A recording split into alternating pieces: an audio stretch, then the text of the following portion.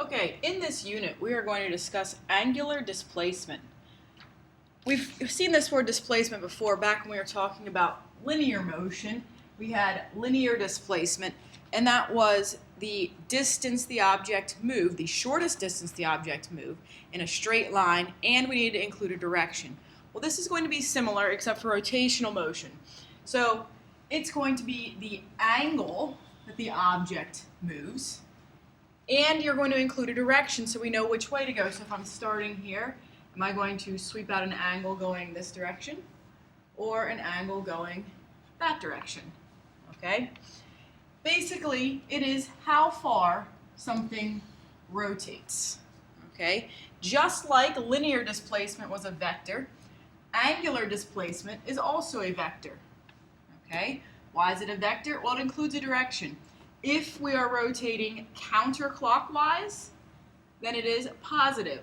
If we are rotating clockwise, then the value is negative. This comes from our unit circle. Okay, so transport yourself to your math class where you've got your unit circle.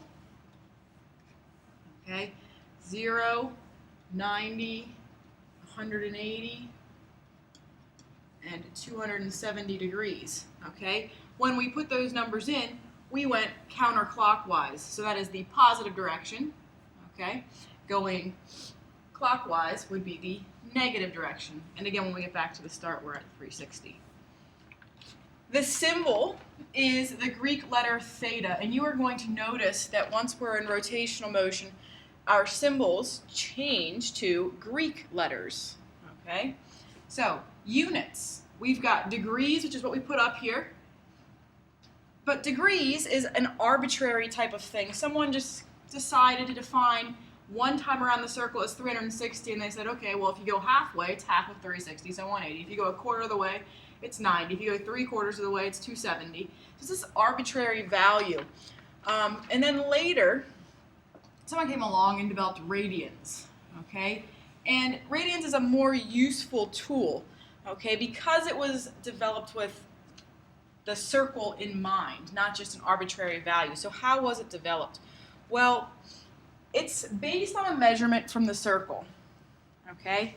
So we've got our unit circle, and it's based on a relationship between the radius, where radians kind of come from, the radius and the arc length. So first we need to transport ourselves back to geometry again.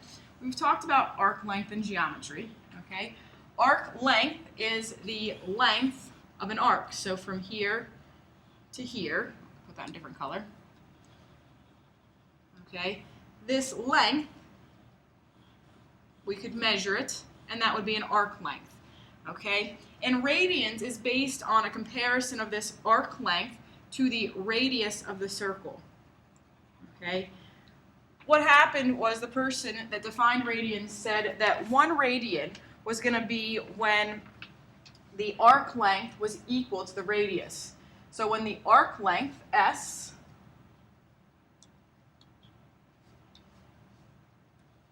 is equal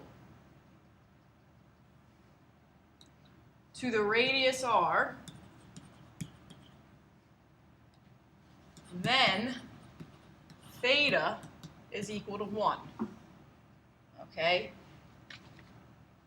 And that is how radian is defined. And this is quite useful, okay? It's not a made-up measurement. It's based on the actual circle and an arc length of that circle, okay? So we've got this. When S equals R, then theta equals 1. And that leads us to the equation that we're going to be using quite often, which is the arc length is equal to the radius times theta. Okay, notice we defined it so that when theta is 1, this is true. I'll put 1 in here, and you just multiply the radius times 1, so you're getting the same thing back.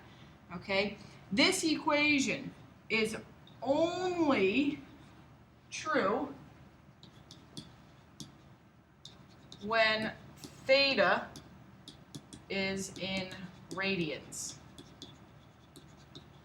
Okay, so if we want to use this equation and we are given theta in degrees, we will need to convert it to radians. Okay? If we are given theta in revolutions or rotations, again, we will need to convert it. Okay? Now, we didn't really talk about a revolution or a rotation, but a revolution, then a rotation one time around the circle. Okay? So, one time around would be equal to 0 or 360 degrees. Okay? And then we need to go back to this radians idea. Some things you need to know. Well, radians in our unit circle, again, be 0 radians at the start. Okay? When you get halfway around, you've gone pi radians. Okay? So this is halfway of the half, so that would be pi divided by 2 at the top. And this is 3/4 of the way. It ends up being 3 pi over 2 radians. Okay? So we do need to be able to do some conversions, and that's what we are going to practice next. So let's look at some conversions. First thing we need to know are some conversion factors, and you will need to know these. Okay? One is that pi is the same as 180 degrees. Okay? So one conversion factor is pi radians is equal to 180 degrees. Okay? Another one is that 1 revolution is equal to 360 degrees. And also 1 revolution is equal to 2 pi. Okay, so 1 time around is 2 pi. It's also 360 degrees. Halfway is pi and 180.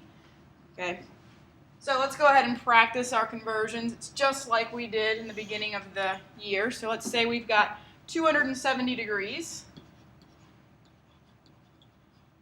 And we want to convert that into radians. Well, I've got degrees. So to get rid of degrees, I need to put degrees in the denominator. And I wanted to convert to radians, so I'm going to put radians in the numerator. I had to convert, so I've got, you need a conversion factor for degrees to radians. Well, I've got it right here. Pi radians, so pi radians is equal to 180 degrees. So this is like we're multiplying by a unit of 1. Degrees are going to cancel out. We're going to be left with 270 pi radians over 180. Simplify this, we get 3 pi over 2 radians. And we can write it like that, but we could also write it as 1.5 pi radians, or we could simply make it a number like 4.71 radians. Okay, this is the most clean way to do it, but these would be correct as well.